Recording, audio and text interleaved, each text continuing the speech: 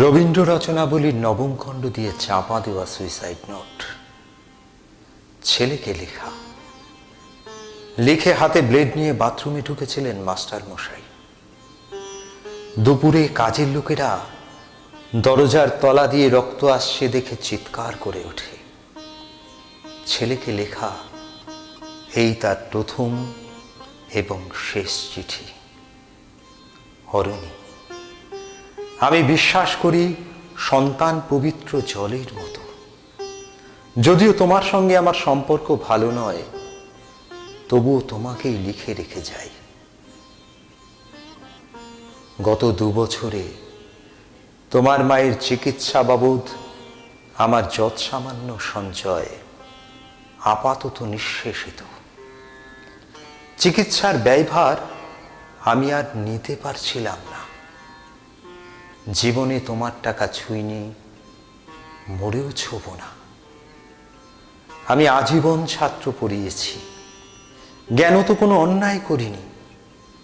গত মাসে আমার স্কুলে এক অভিভাবক এসে ঝুলোঝুলি করেন তার ছেলেকে নেবার জন্য।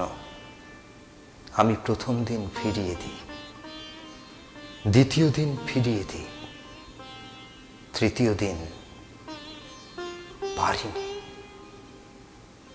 তিনি একটা বড় খামে 30,000 টাকা দিয়ে চলে যান।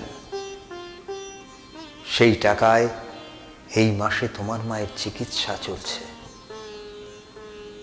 জানি না তিনি বাড়ি ফিরবেন কিনা কোনোদিন। ফিরলে বলো,